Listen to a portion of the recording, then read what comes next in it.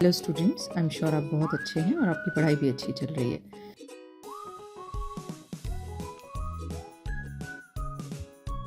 हम बात करते हैं ऐट की। ऐट कई तरह से यूज़ होता है, जिसमें से मोस्ट कॉमन यूजेस आज हम ज़्यादा से ज़्यादा एग्जांपल्स लेंगे। आई एम श्योर आप एक बार इस वीडियो को देख लेंगे तो आपको ऐट यूज़ करना आ जाएगा, सही तरीके से यूज़ करना आ जाएगा। मेरे स्टूडेंट्स के साथ मैंने देखा है कि बहुत मिस्टेक्स होती हैं। देखिए, as a preposition of position, at बताता है, ऐट बात करता है एग्जैक्ट पोजीशन की या एक पर्टिकुलर लोकेशन की, एक खास लोकेशन। ओके, कोई अगर लोकेशन बहुत बड़ी है, अगर जगह बहुत बड़ी है या इनक्लोज्ड है तो हम इन का यूज़ करते हैं। अगर हम ये बात करते हैं कि कोई चीज़ किसी चीज़ के ऊपर है तो हम ऑन यूज़ करते हैं। पर उस केस में जहाँ हम एक पर्टिकुलर जगह की, एक स्पेसिफिक जगह की या एक छोटी जगह की बात करते हैं तो हम एट को यूज़ करते हैं।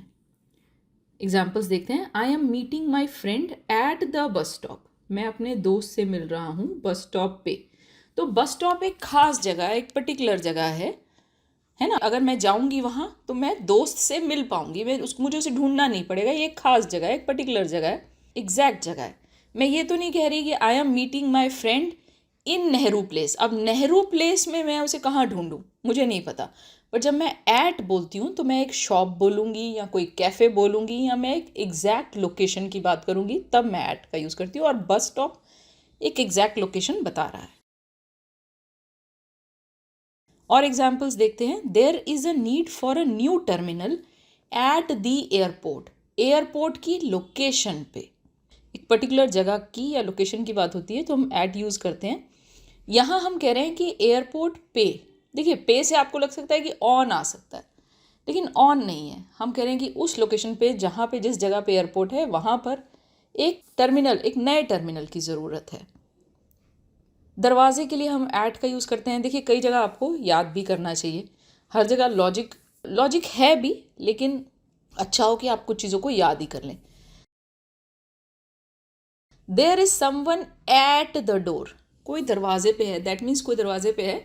हम दरवाज़ा खोलेंगे तो वो अंदर आ पाएगा या उसे कुछ कहना होगा। She always seats at the back of the class. Class का जो बैक है वो एक पर्टिकुलर जगह है तो हम एट यूज़ करते हैं। At the front of the class भी बोल सकते हैं, तो वो एक पर्टिकुलर जगह है। आई एम एट माई डेस्क, ये मैंने अक्सर गलती देखी है। I am on my desk बोल देते हैं। देखिए, ऑन टेबल या ऑन डाइनिंग टेबल अगर हम बोलते हैं तो उसका मतलब होता है कि मैं डाइनिंग टेबल के ऊपर बैठा हूँ, ऊपर, टेबल के ऊपर नहीं। आई एम एट माई डेस्क माने मैं आपको अपनी लोकेशन बता रही हूँ कि ये मेरी लोकेशन है, मैं इस जगह पे हूँ।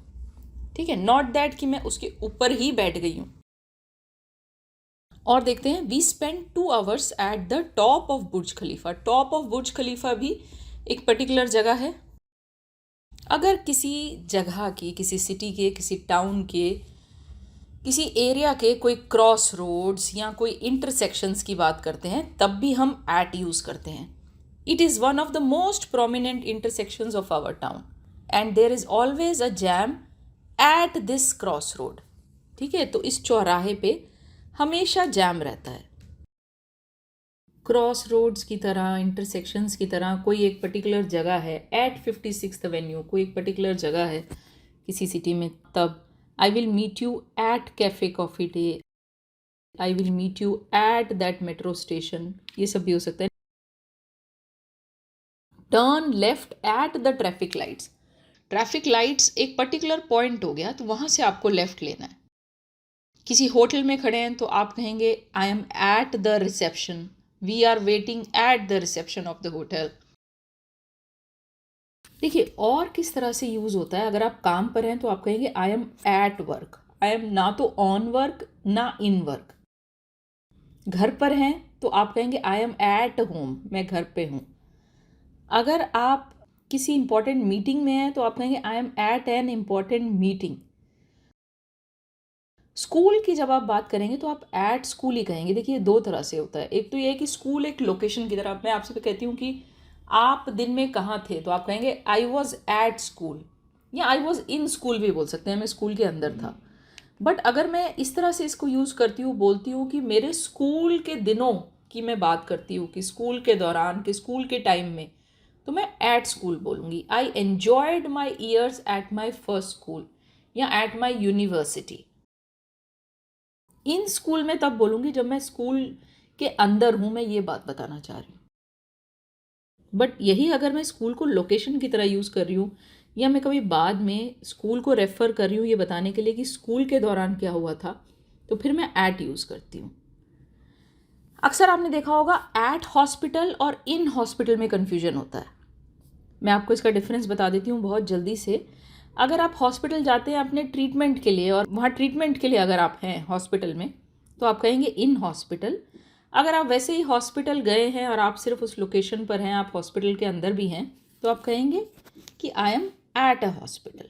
कोई आपको फ़ोन करता है और आपसे कहता है आप कहाँ हैं, तो आप कहेंगे I am at hospital. At the top, at the bottom, ठीक है, इनके लिए एट यूज़ होता है।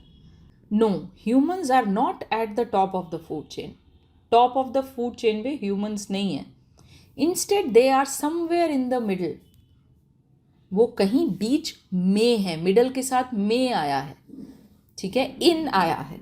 इसको भी आप ध्यान दीजिए। बॉटम के साथ एट, टॉप के साथ एट।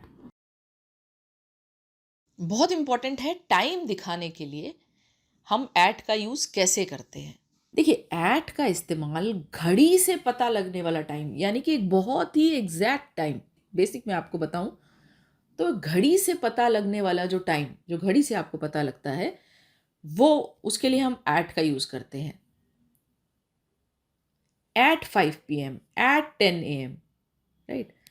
तो बहुत एग्जैक्ट टाइम के लिए हम एट का यूज़ करते हैं, पर्टिकुलर एग्जैक्ट स्पेसिफिक टाइम के लिए। और कहाँ कहाँ हम इसका यूज़ करते हैं? At dawn, at dusk. Dawn क्या होता है? जब जब सुबह फूटती है बिल्कुल। डस्क होता है जब शाम की शुरुआत होती है, बिल्कुल ना तो अंधेरा हुआ होता है, ना पूरी तरह से दिन निकला होता है, जो बीच का वक्त होता है। इनके लिए भी हम एट का ही इस्तेमाल करते हैं। एट नून, एट मिडनाइट होता है। ये स्पेसिफिक टाइम्स हैं, ये प्रिसाइज टाइम है।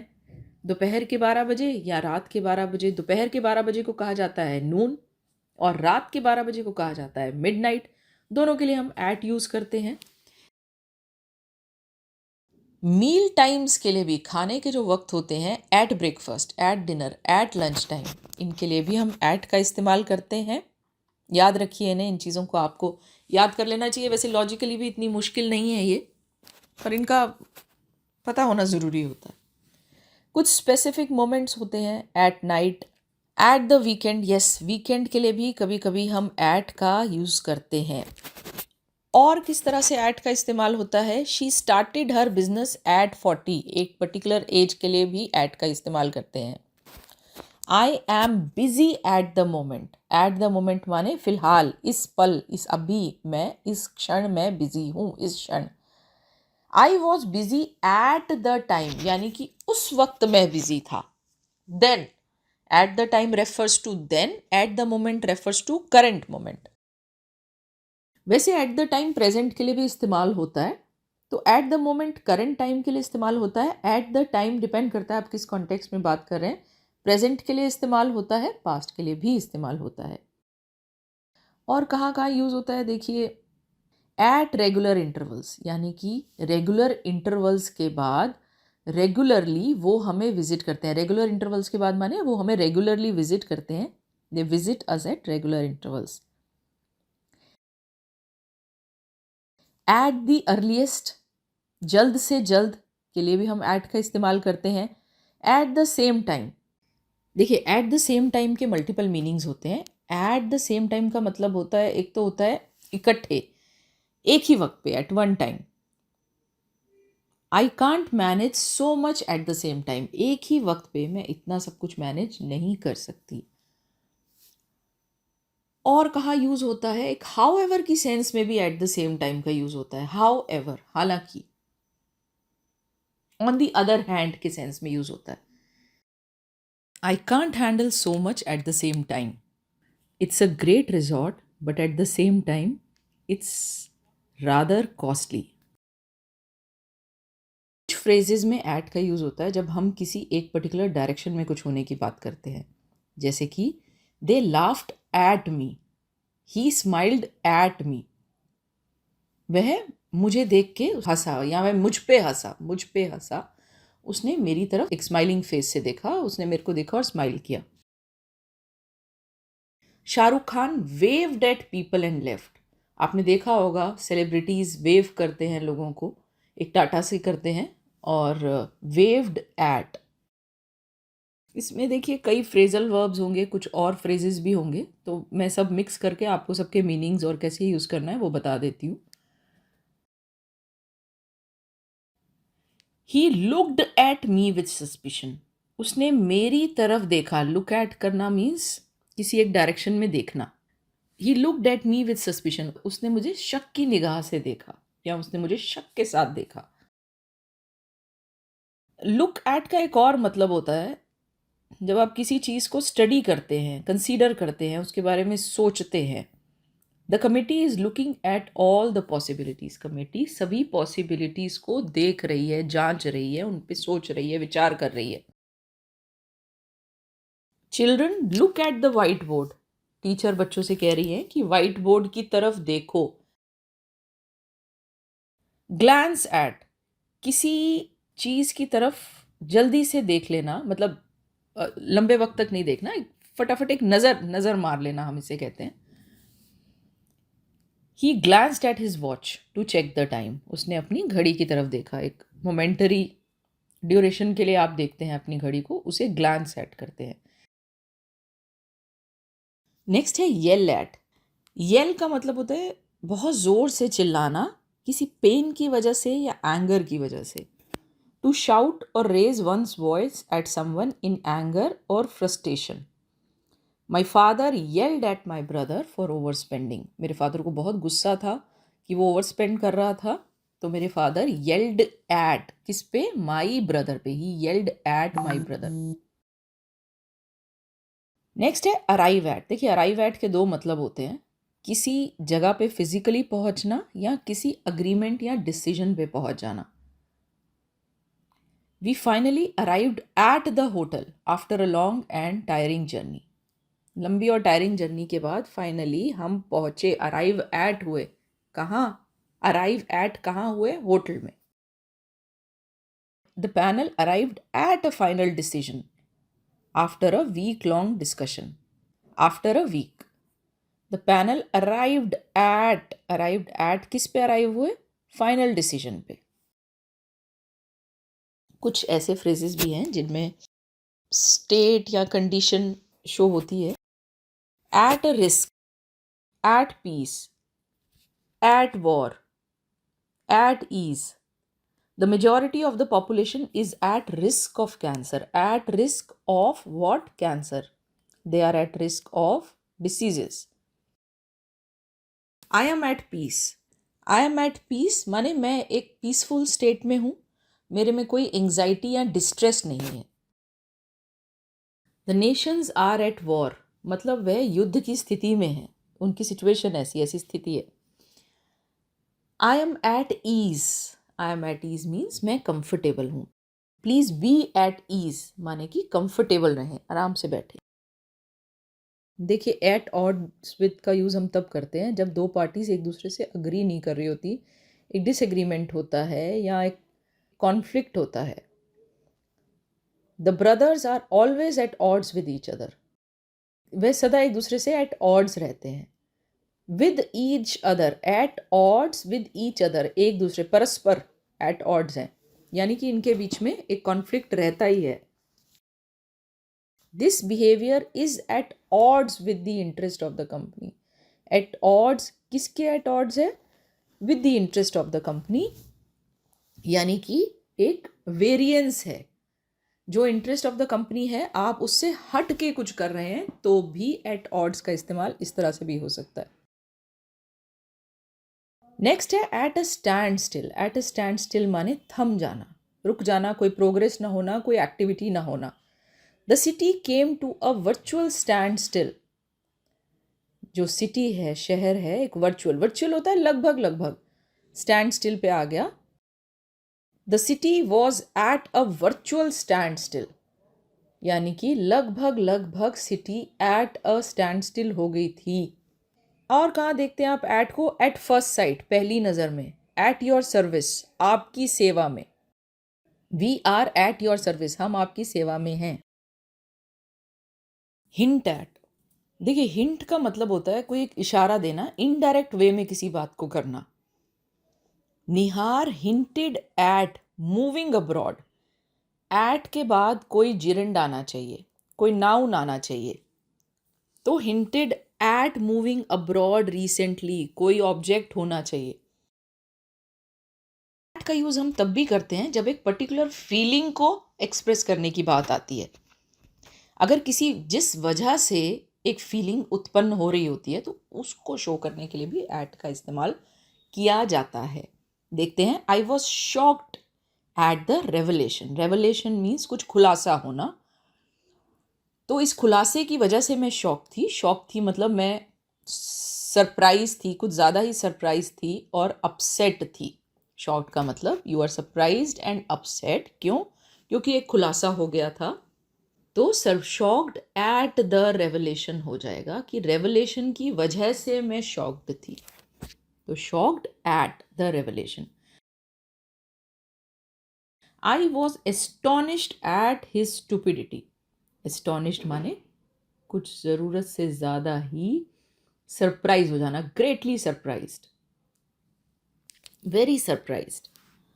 उसकी बेवकूफ़ी की वजह से मैं एस्टोनिश्ड थी। उसकी बेवकूफ़ी वजह बनी जिसकी वजह से मैंने एस्टोनिशमेंट को फील किया, मैं एस्टोनिश्ड हो गई। I was surprised at the news. Surprise का मतलब सबको पता है, न्यूज़ की वजह से मैं सरप्राइज हो गई। I was stunned at the comments. Stunned माने, स्टन्ड का मतलब होता है कुछ इतना सरप्राइज हो जाना कि इंसान रिएक्ट ना कर पाए, हक्का बक्का हो जाना, हक्का बक्का हो जाना। Yes, I was quite excited at the prospect.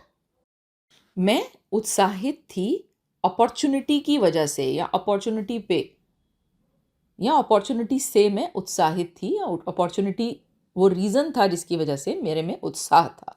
Excited eight. अच्छा, इसके अलावा अमेज्ड एट भी यूज़ किया जाता है इसी तरह से। अब हर किसी के लिए सेंटेंस नहीं बता रहे, कुछ सेंटेंसेस आप बनाइए। अगला देखते हैं, annoyed at. I was annoyed at his behaviour. Annoy का क्या मतलब होता है? एंग्री फील करने को एनॉयड कहते हैं। उसके बिहेवियर की वजह से मैं एनॉयड था। थोड़ा सा एंग्री होने को एनॉयड कहते हैं बेसिकली। एंग्री एट के लिए भी आप यूज़ कर सकते हैं। I am angry at my sister for living me behind. मैं अपनी बहन पे एंग्री हूँ क्योंकि उसने मुझे पीछे छोड़ दिया। I am angry at the way the government is handling the pollution issue. जिस तरह से गवर्नमेंट पोल्यूशन का इशू हैंडल कर रही है। एंग्री एट किसी पर्सन से भी हो सकते हैं आप, या एंग्री एट किसी रीज़न की वजह से भी हो सकते हैं। एट का इस्तेमाल तब भी होता है जब हम कोई ऐसी एक्टिविटी शो कर रहे होते हैं जिससे किसी की एबिलिटी पता चले। She is good at making friends. वह दोस्त बनाने में अच्छी है, good at. He is skilful at negotiations. Skilful की जगह हम और क्या यूज़ कर सकते हैं? Good at, proficient at, excellent at, talented at, यानी कि उसमें ये टैलेंट है। She is good at painting. वह पेंटिंग में अच्छी है। वह नेगोशिएशंस में स्किलफुल है। देखिए, ये सब शब्द एक दूसरे से काफ़ी हद तक मिलते जुलते हैं। स्किलफुल होना माने उसमें वो प्रोफिशिएंसी। स्किलफुल और प्रोफिशिएंट का मतलब लगभग एक ही होता है। स्किलफुल का मतलब कि उसमें वो गिफ्ट है, वो स्किल्ड है, और प्रोफिशिएंसी का भी यही मतलब होता है। एक्सीलेंट माने एक्सट्रीमली गुड, बहुत ही अच्छा है किसी काम में। टैलेंटेड का मतलब भी होता है कि उसमें वो स्किल है, उसमें वो टैलेंट है, उसमें वो क्वालिटी है, वो प्रवीणता है, तो उसके अंदर वो टैलेंट है वो काम करने का। एंड गुड का मतलब आपको पता ही है कि he is good at painting और he is good at making friends. एक और होता है, he is an expert at something. That means उसमें बहुत ही हाई लेवल की नॉलेज और स्किल है, बहुत ही हाई लेवल की नॉलेज या स्किल है। अक्सर अमाउंट को शो करने के लिए भी हम एट का यूज़ करते हैं। अक्सर आप देखते हैं कि एट का इस्तेमाल प्राइस के साथ, कॉस्ट के साथ, टेम्परेचर के साथ, रेट के साथ, स्पीड के साथ होता है। और भी जगह आप इसका इस्तेमाल देखते हैं। It is quite cold at 15 degrees, 15 degree पे भी काफ़ी ठंडा है।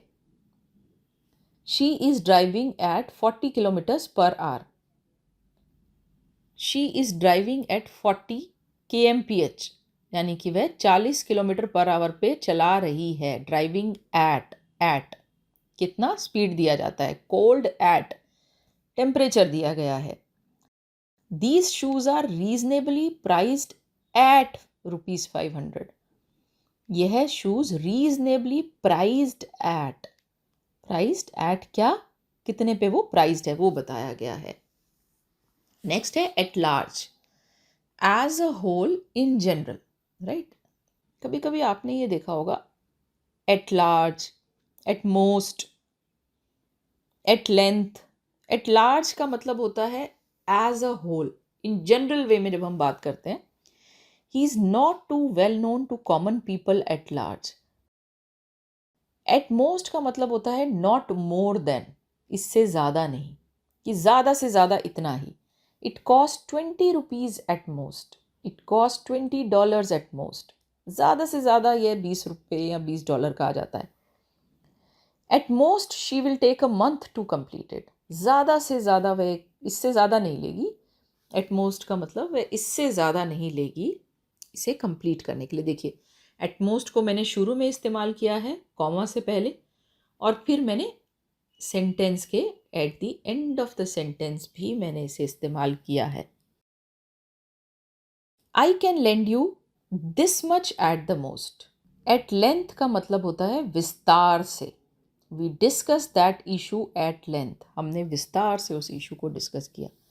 We purchased it at a loss, हमने इसे नुकसान में खरीदा। कम प्राइस को शो करने के लिए भी इसका यूज़ करते हैं। I got it at a low price, मुझे यह है लो प्राइस में मिला। We got it at a low price, हमें यह है लो प्राइस में मिला। एट के साथ कुछ कॉमन ईडियम्स देखते हैं। एट द व्हील, देखिए एट द व्हील काफ़ी कॉमन है। इसका मतलब होता है कि कोई व्यक्ति स्टीयरिंग व्हील पे बैठा है, मतलब वो किसी गाड़ी को ड्राइव कर रहा है। My father prefers to be at the wheel, मतलब वो प्रेफर करते हैं कि वो ही ड्राइव करें, वो स्टीयरिंग व्हील पे रहें।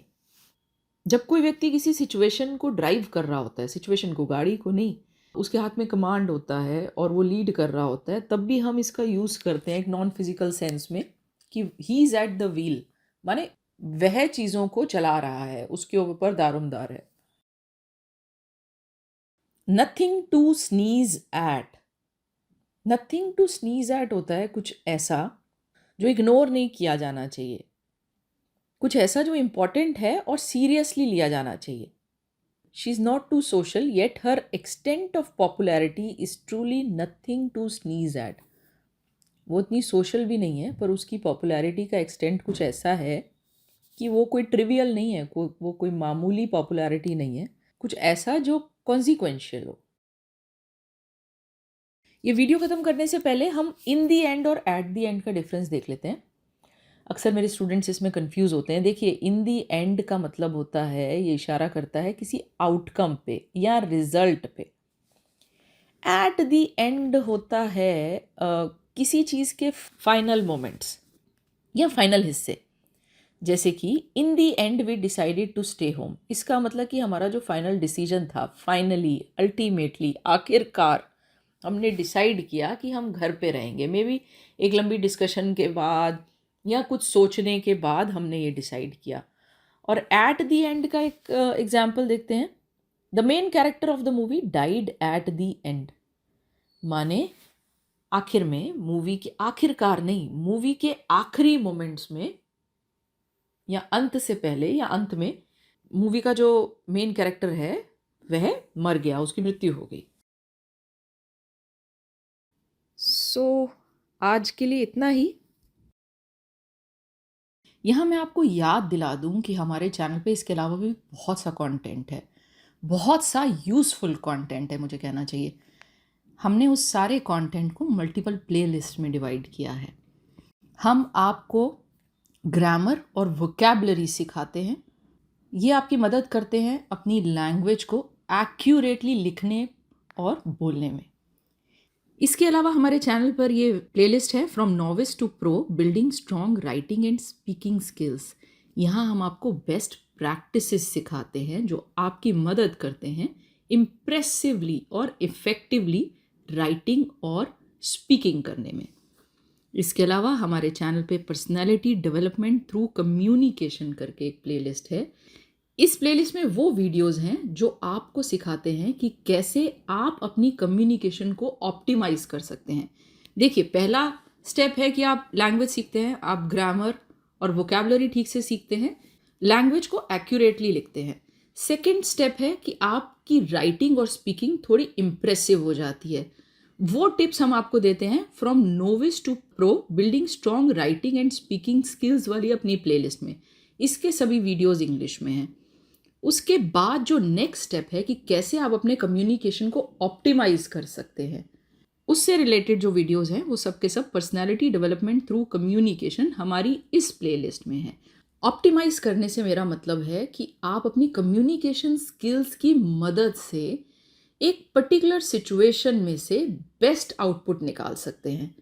ये प्लेलिस्ट आपको सिखाती है कि कैसे आप अपनी पर्सनल लाइफ को पीसफुल और प्रोफेशनल लाइफ को पीसफुल करने के साथ साथ उसमें ग्रोथ इंश्योर कर सकते हैं। इसके अलावा आपको हमारे चैनल पे आईएलटीएस से रिलेटेड बहुत सा कंटेंट मिल जाता है। और अब हमने इंट्रोड्यूस किया है ओलंपियाड के सैम्पल पेपर के डिस्कशंस को। तो आप ओलंपियाड की अगर तैयारी कर रहे हैं, आप या आपके बच्चे, तो आप हमारी इन प्ले लिस्ट को भी ज़रूर विज़िट कीजिए। मैंने बहुत डिटेल में एक एक पेपर लिया है और एक्सप्लेन किया है। ये सिर्फ उन बच्चों के लिए यूज़फुल नहीं है जो ओलंपियाड के लिए तैयारी कर रहे हैं, ओलंपियाड के एग्ज़ाम के लिए तैयारी कर रहे हैं। ये बाकी उन लोगों के लिए भी उतने ही यूज़फुल हैं जो इंग्लिश लैंग्वेज पे वर्क कर रहे हैं। आप अभी जाइए और हमारी इन प्लेलिस्ट को ब्राउज़ कीजिए। अगर आपको हमारा मटेरियल यूज़फुल लगता है, and I can assure you हमारा मटेरियल यूज़फुल है, तो आप हमारे वीडियो को लाइक कीजिए, अपने कमेंट्स छोड़िए, अपने दोस्तों और फैमिली मेम्बर्स के साथ शेयर कीजिए। हम आपसे जल्द ही मिलेंगे अपने नेक्स्ट वीडियो के साथ। Bye bye, see you soon.